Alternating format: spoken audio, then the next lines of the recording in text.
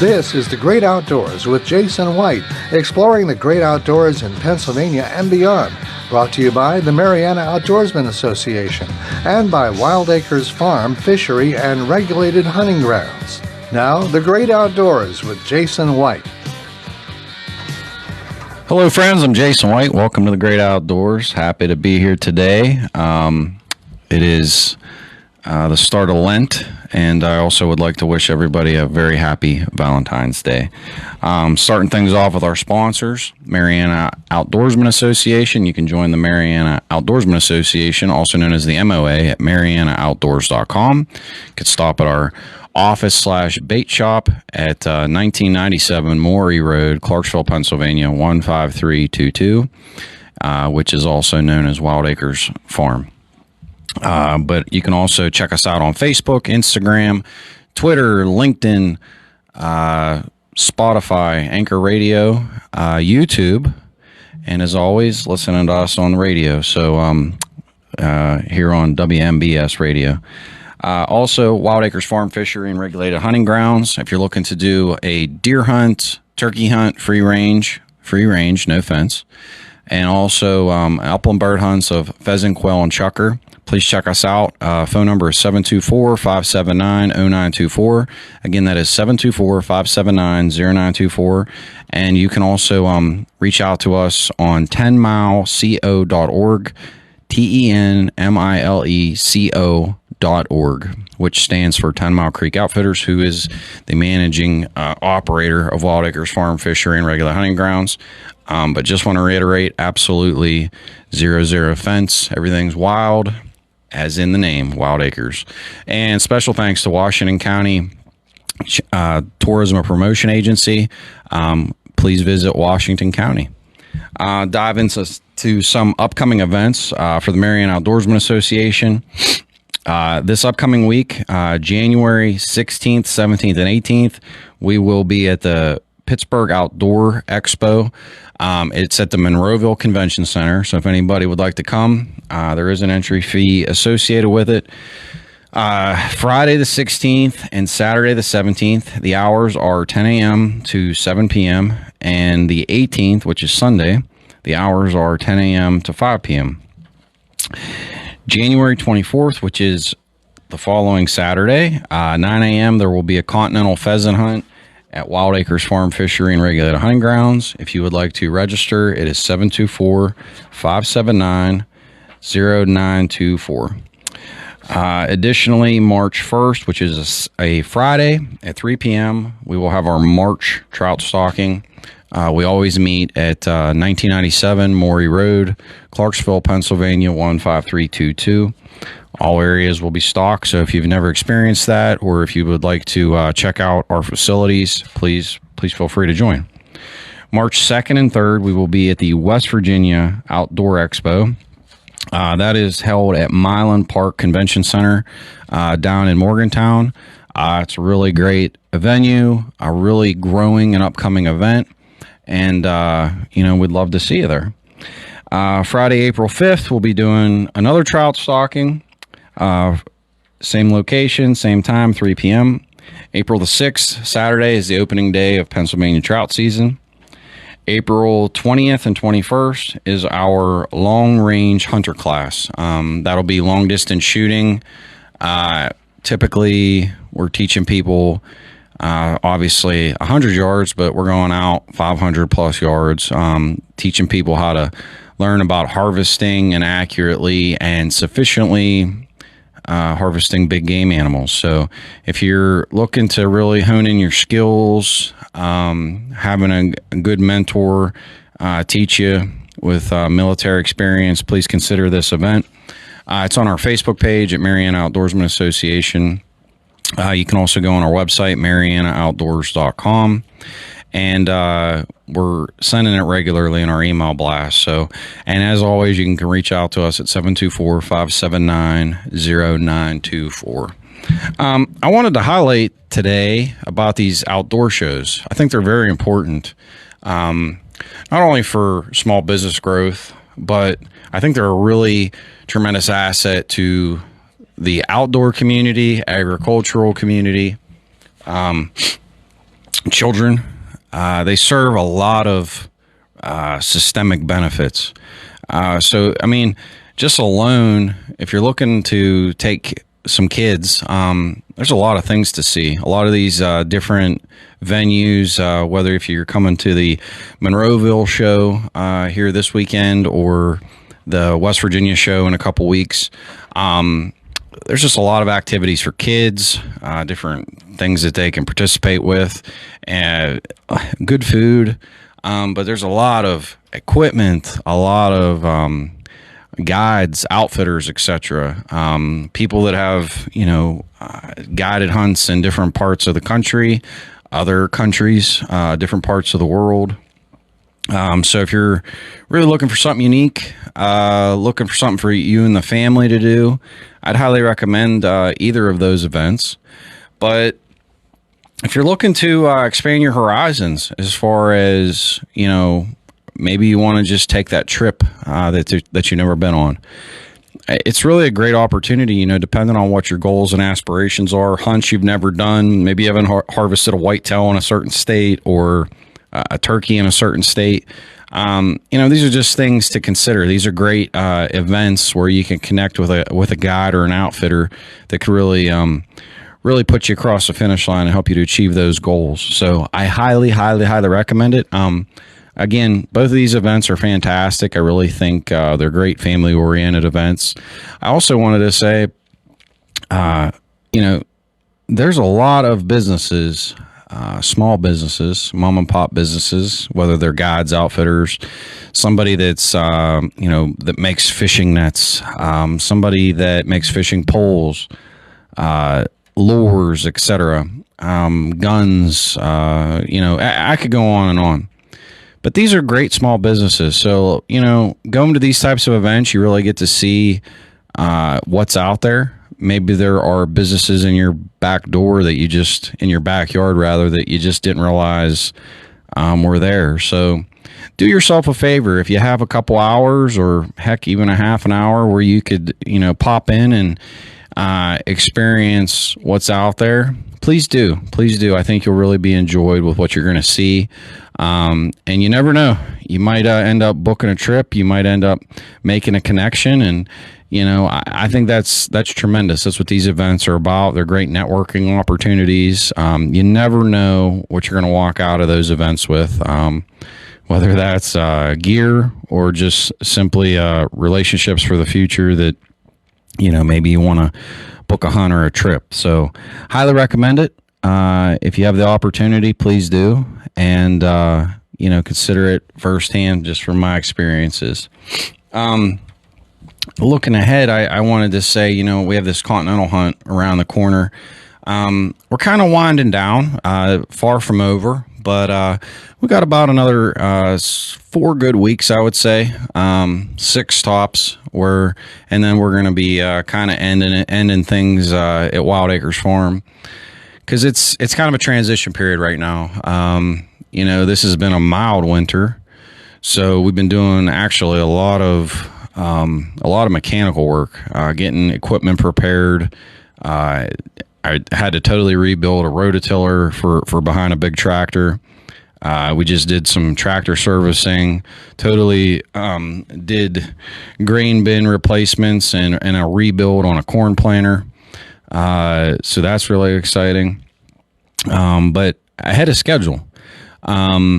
It's been a lot of work.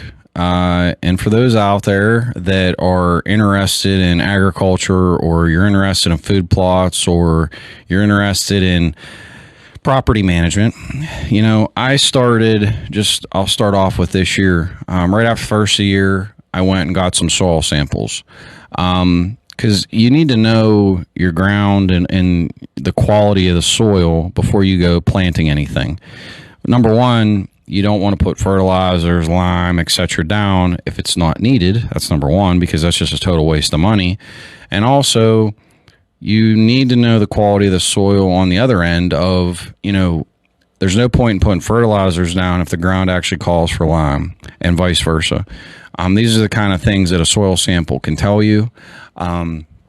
there's different places you can get soil sample kits. I personally go to Agway. You pay for the kit. Basically, all you're doing is going out in the field. There's instructions with them, but you're taking basically plastic baggies, like a Ziploc style bag.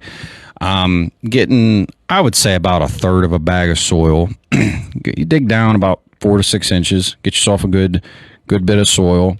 Put it in the bag. You're taking it back. You leave the bag open overnight. You want to make sure the soil is dry. You don't want to send it like soggy and wet. You let it sit out overnight. Let it be dry, even 2 days. And then basically you make sure that every sample, the bag is highlighted with, the location. I myself, we label each field with alphabetical letters. So, A, B, C, D, E, F, G, H. Like, that's how we do it. You can do it however you want to do it. That's how we do it. And then basically what you do then is you will fill out a sheet. And in that sheet, it'll tell you, field name, what are you wanting to plant there, so on and so forth. And then either they can mail you the results, you get to choose, or they can email it to you. For ease, I did the email aspect, so that way I have an electronic copy as well. But once you know that, then it rolls into, okay, now I have an understanding of what I need. Now I could start calling, like in my example, I know a couple fields I need triple 19 fertilizer, and I also need urea. I have a local, again, Agway. I'm going to be utilizing them for those purchases. Really excited about that piece of the puzzle. And what will happen now, as soon as my hunting season is about over, I have a lot of brush hogging that has to be done. So that's why this mechanical preparations are so important. As soon as hunting season's over, I'm going to go till the end of March as far as the upland birds, but I'm going to actually start doing brush hogging in March. March is a great time to do it. Everything's basically beat down, wore out really bad from the winter. If you brush hogging has certain times of the year that you're doing for certain reasons. People that are brush hogging in the May and even late summer, basically they're doing it to knock down weeds and to try to prevent weed growth and expansion. The premise that I'm referring to, it's easier on the equipment, easier on the machines because it's not nearly as thick. Everything's dead and dried up for the most part. So when I'm doing it for ground prep. So going in, knocking down any jagger or pricker bushes that are up, small sapling trees that might have popped up, and basically you're knocking it down to a spot where it can be plowed. So going in, doing that.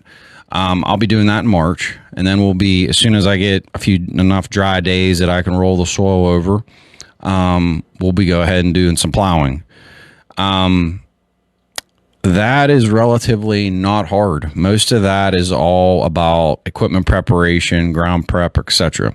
Now you might ask, well, how do I know exactly how many pounds or tons of urea or triple 19 I need based upon where we're going to be planting? So what I do, and this is me, not everybody has to do this, but I use Onyx Hunt. It's through Garmin. You can use it as a cell phone app on your phone, or you can also use the computer, actually get on your laptop or desktop and pull it up through the website. Highly, highly, highly recommend this. I think it's a tremendous tool. You can literally plot in on a map what areas you want to plant. It'll tell you acreages. You can get distances, etc. But it literally allows you to map out your entire farm and what you want to do. Once you know your acreages, you already know what you need based upon your soil tests. So you know what you want. You know what your soil tests say. You know the areas you want to do. We're going to do the brush hogging. We're going to do the plowing. So then we know where we want to buy our urea and our triple 19 from. The question is okay, well, how many bags do I need? Well, then you have to then add up how many acres are you planting? What do you need where? There's also, it's very important to know these soil samples when you get them back. It's important to know what you want to plant. For example, corn, field corn, or even like sorghums, as opposed to, let's say, alfalfas and clovers, need totally different soils. They need different pH levels. They need different amounts of nitrogen. It's very, very, very important to know this. The way you would handle, for example, the way I would handle planting like a cornfield area, I'm going to be putting down a lot of urea this year. I necessarily don't need a fertilizer with that, but I'm going to be putting down urea. Places where I have poor soil conditions, I have to incorporate a little bit of fertilizer into it with triple 19.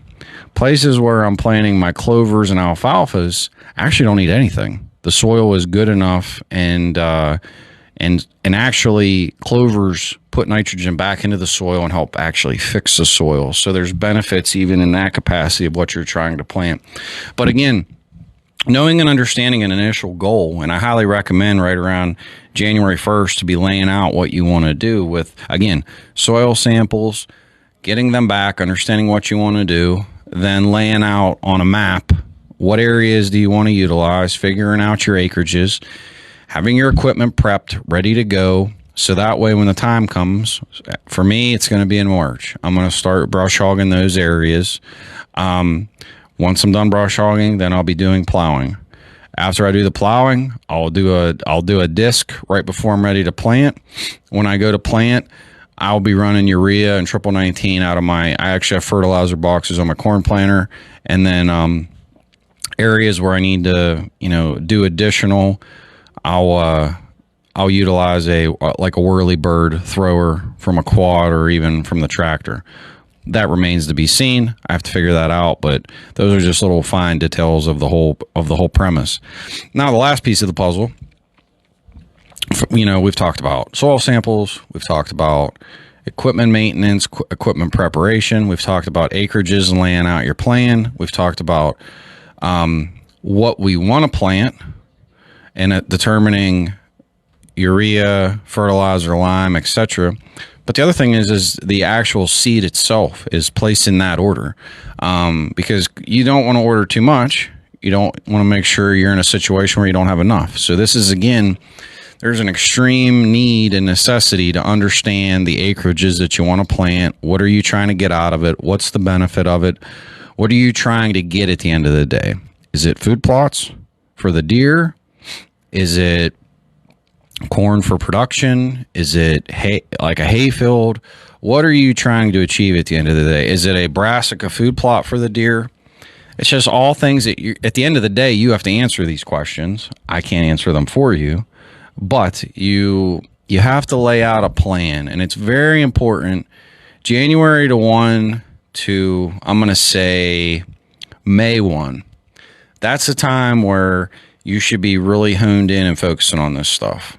And I say honed in and focusing on it because it should be a year-round thought. These are things that you should work on 365 days a year in some capacity.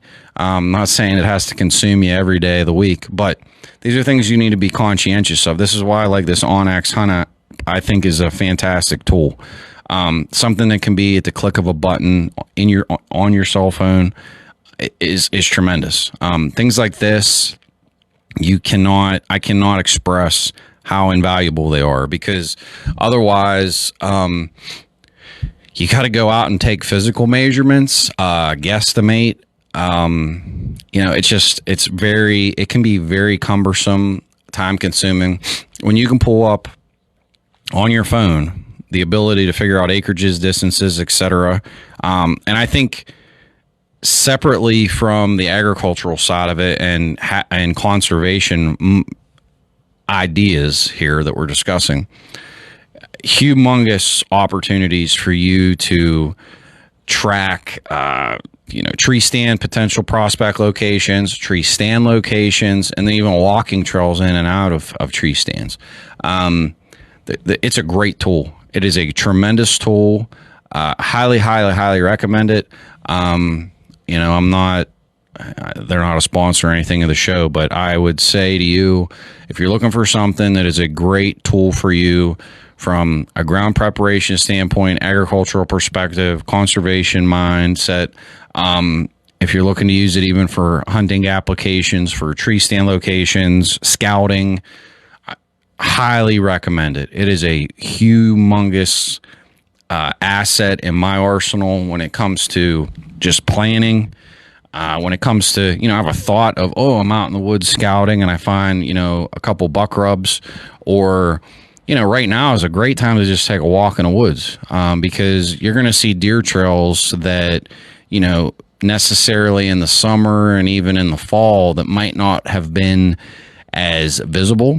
Right now, they're going to look like muddy, almost cow paths is the way a deer trail will look right now. So if deer are using it, it's going to be muddy, it's going to be beat down, and it gives you a clear and defined telltale sign of what's there. So again, if you can get the onX Hunt app, huge tool, highly recommend it. Now looking ahead, you're going to say, well, okay, when are you going to start planting? May 1st here is typically when I like to get going. But I'll watch the weather, because if the last week of April looks like the weather's turning for the good, the biggest thing you have to understand is the risk of frost. The worst thing you could do is plant something too early, and it pops up and you get, 25-degree night, let's say May 7th. Will it necessarily kill it? Maybe not. It could, but there's nothing wrong with waiting until I try to use May 1st as kind of like my goal, because as long as it usually takes roughly 10 days for different, this is different for every seed, but for it to germinate and actually pop up out of the ground, you're talking roughly 10 days. That can change with every different species of seed, but if you're putting it in a seed bed, May 1st is usually roughly my time. Anytime between May 1st and May 15th is when I try to have everything in the ground. Because by the time it pops up, number one, the odds of, getting the seed actually frosted in the ground is, I don't want to say impossible, but it's nil to none that it rarely ever happens. The biggest risk you're going to have is putting it on the surface. If you put it on the surface and obviously it gets a frost after it germinates or starts popping out, you're going to have a much higher risk of, a mortality rate. The other thing, speaking of surface versus subsurface, if you're out there looking about doing food plots, this is a great thing to consider, especially with a springtime food plot. When all the birds are coming back, and as we are well aware, we're a migratory area where a lot of birds come here and have their nests in the spring. It is important to know and understand, which is very, very important to know and understand, that if you fling seed out on the ground and you do not either compact it with something or disc it in somehow, I really hate to say it, but you're wasting a lot of money. And I understand, don't get me wrong, I totally understand that not every opportunity presents that you're going to be able to get your seed beat into the ground as much as you would like. But here's something to consider. If you have access, like let's hypothetically say you're going to put a food plot somewhere, you don't have access to a tractor, but you've sprayed an area and you were able to, break the ground, however it was.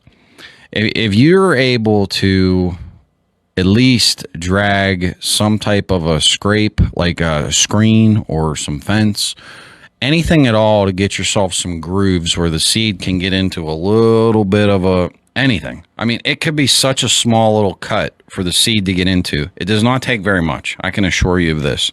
I really actually like, after I brush hog, places where I want to put a food plot, what I will do at times is while the ground is still, we'll call it soft, almost like Play-Doh, I love to go and I will run a disc and I'll get a nice cut. And then what I'll do is I'll take I have an 8-foot tiller and I'll till it.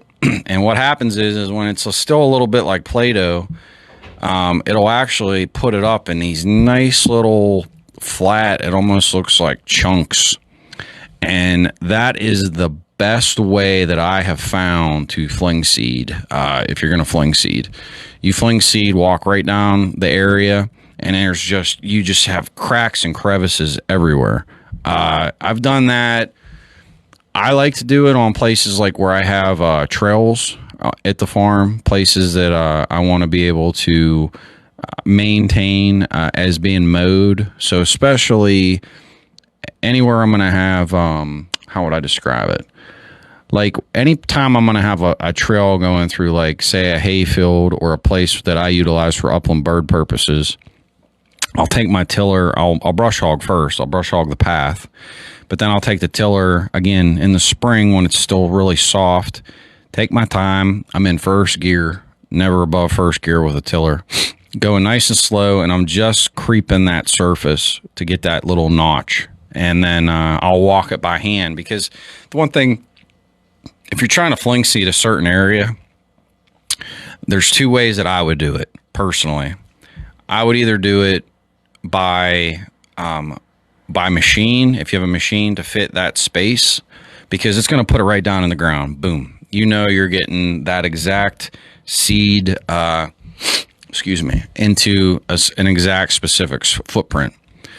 Or I would recommend doing it by hand with a hand seeder. If you're talking like food plots or different things that are smaller scaled, or if you're doing wood edges. Because here's the thing. When you use a fling seeder on a quad or even a tractor, that is fine for fertilizers, some capacities lime, etc. When you're just trying to do a big space and you're not really necessarily worried about overseeding or overthrow or stuff even going into the edges. When you're talking about seed, I would never, if you're doing small sections, small trail areas, if you're talking about along wood edges, I would never use a whirly-bird seeder. And the reason I say that is, why do you want to throw seed into the woods? Because you can't control in many capacities, unless you're doing some Frankenstein fixture onto your machine. They typically will just throw out about a 20 to 30 foot, span. So, it's just something to consider. You can really fine tune it again with a mechanized piece of equipment, or doing it with a hand seeder where you can actually see exactly where you're doing and can be really, really fine point about it. So these are just things to consider, because, do you want to throw $50, $100 worth of seed into the woods? I mean, I guess some people it doesn't really matter, but if you can save money, why not, right? So I highly recommend when you get to that point, and here's the kicker. The way that I do this in the spring and the way that I would do it in the fall would be two completely different methods. See, now in the spring, when I'm doing these food plots, fields, etc., I'll use the plow quite a bit, because in many capacities, March, I don't really know how to describe it, but it feels like the ground is much more like butter. There's a lot more moisture in the ground.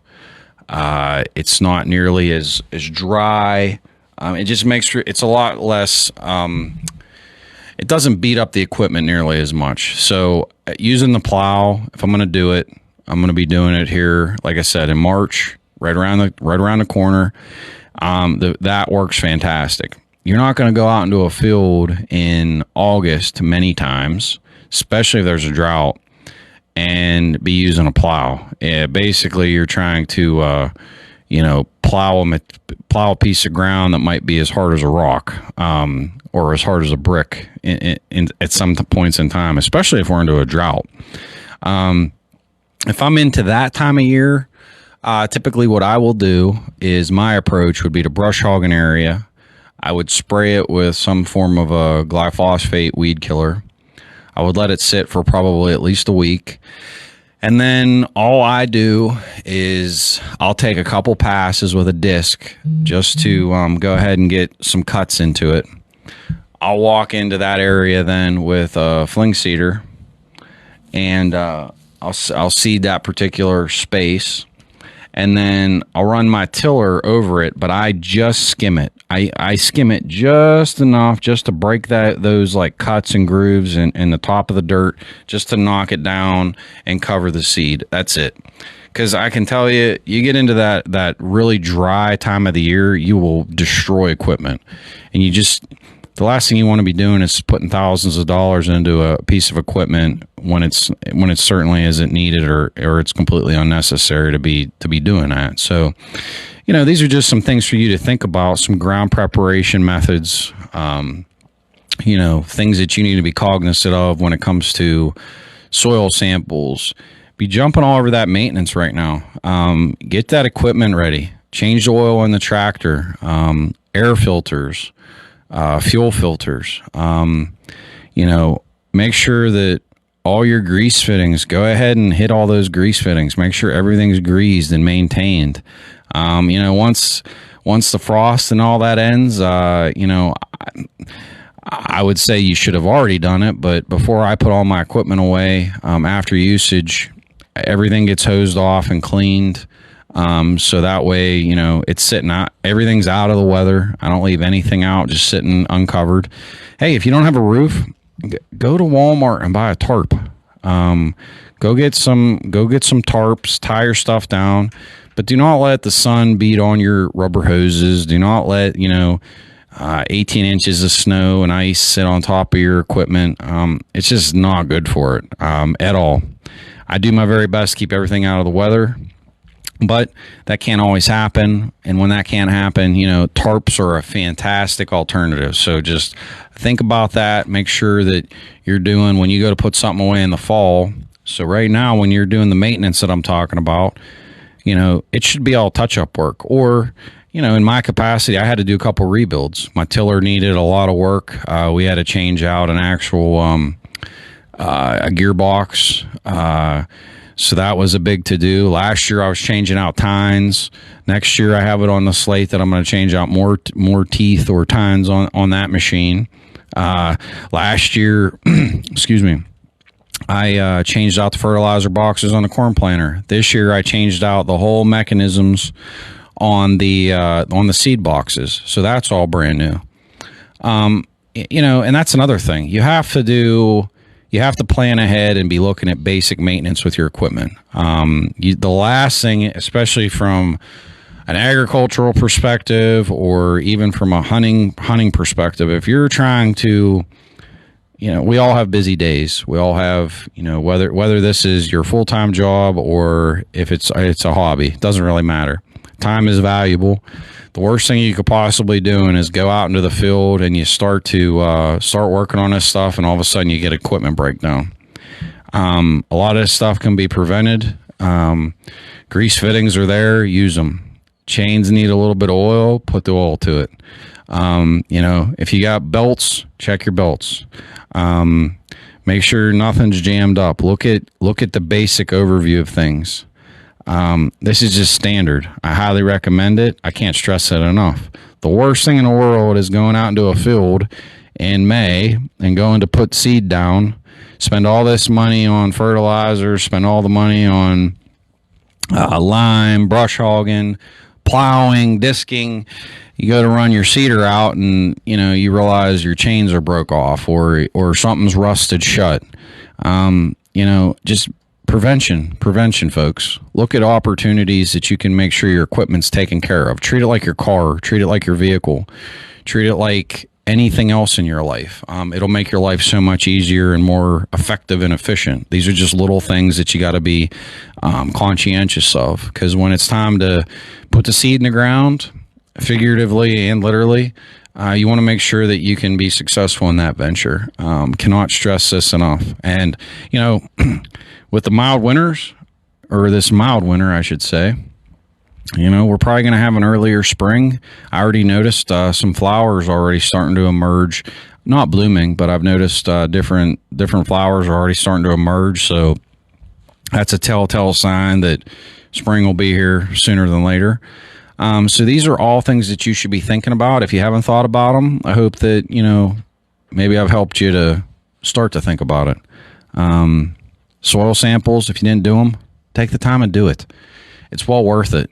Spending $100 on soil samples could save you either the total disappointment of a crop failure as a whole, or it could save you a lot of money with needing a lot less, as opposed to you putting down more than what you need. So these are just little things that could be very helpful for you. Little things that can make a big difference in your production.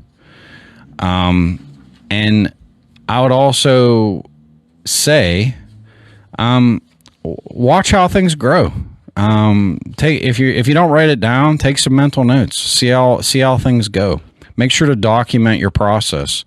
There's always different ways to fine tune and make it a little bit better. Every year is a learning experience for me. I can tell you, since I started doing this, there's so much that I've had the opportunity to do, whether that were field plantings or even just different conservation things that we've done with lime fertilizers, orchards. I'm also really excited. We've done, it's like 4 different orchards we planted around just the one farm, and they've been a work in progress. Every year we've been adding roughly anywhere from 12 to 32 trees we've added a year. We do spring plantings, we do fall plantings, we do wide, and the goal is for wildlife. So, we've planted trees that produce from August all the way through December. Fence around every tree, hay around the base of the tree to try to prevent weeds from coming up. These are all just little things that you have to do. And you have to do it because otherwise the investment is wasted. I cannot stress this enough. The last thing you want to be doing is going out and putting up, paying for $40 for a tree, put it in the ground. You go and check on it and hear the deer ate it down to nothing, or a buck came through, let's say during a rut, rubbed the heck out of it, or a groundhog came in down at the very base and just gnawed at the base of the tree. Do yourself a favor. If you're going to invest money into an orchard, you need to either, number one, surround the trees individually, or option 2 is put fence around an entire orchard. With what I do, I've chosen the first option. I wrap each tree typically with a 8 foot of fence, 6 foot high, small enough with the rectangular style that I can actually keep basically all forms of wildlife out, from the smallest of a raccoon or a groundhog to a white-tailed deer. Clearly that doesn't account for everything. You can't control if a tree gets a disease, or let's say there's a terrible ice storm that comes through and damages the trees, or whatever it may be. But these are little things that you have to do, to think about, to prevent Mother Nature from eating the tree before it even can produce and be plentiful for what you're trying to achieve from a hunting perspective. Another thing to think about, again, soil samples. Knowing around that particular area, do you need lime? Do you need fertilizer? You do not want to be putting down limes and fertilizers around trees. Certainly, if there's a prospect of burning the tree up, that can happen. Highly would recommend, again, soil samples, looking what you're trying to do, and determining what's the best thing to put around the trees. because you go ahead and put too much down and kill your trees, you're going to be sadly disappointed. I want to wrap up today by just going over the upcoming events for the MOA, Mariana Outdoorsman Association. January 16th, 17th, and 18th, the Pittsburgh Outdoor Show at the Monroeville Convention Center. 16th and 17th is from 10 o'clock till 7 p.m. The 18th is 10 to 5. January 24th, 9 a.m. is a continental pheasant hunt. It's a fundraiser towards conservation for the Mariana Outdoorsman Association. That'll be held at Wild Acres Farm, 1997 Morey Road, Clarksville, Pennsylvania, 15322. You can register today by going to Mariana Outdoorsman Association at Facebook and sending us a message, or you can call us at 724-579-0924. Friday, March 1st at 3 p.m., we'll be having a trout stalking. We'll be meeting at Wild Acres, the 1997 Morey Road, Clarksville, PA, 15322. March 2nd and 3rd, we'll be at the West Virginia Outdoor Expo. That is at Milan Park Convention Center down in Morgantown. Hope to see you there. April 5th, that'll be another trout stalking. Same time, same place, same location. Happy to see you. April 6th, opening day of trout season in Pennsylvania. Nothing really changes for us. We'd really love to see you. Really like to see you on the water, see you with your family and friends, enjoying the great outdoors. But most importantly, we want to see you enjoying the great outdoors all the time. So it's not just about an opening day, but it is opening day, and the tradition of Pennsylvania is to have an opening spring trout season. So we hope to see you there.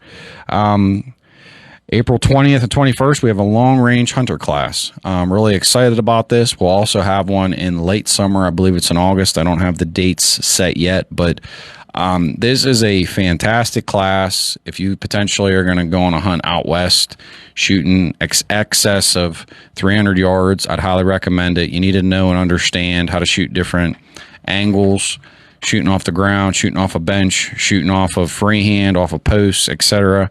Know what to do, know how to handle it, understand the conditions, and ultimately be successful. Fill your tag, get your mount, fill your freezer, and be happy with stories for years and years to come. If you want to join the MOA, please go to MarianaOutdoors.com. Again, MarianaOutdoors.com. And as always, we're on YouTube, Instagram, Twitter, Facebook. Highly recommend YouTube. Got all of our videos and also educational videos. And as always, this has been The Great Outdoors with Jason White. I'll see you all next week.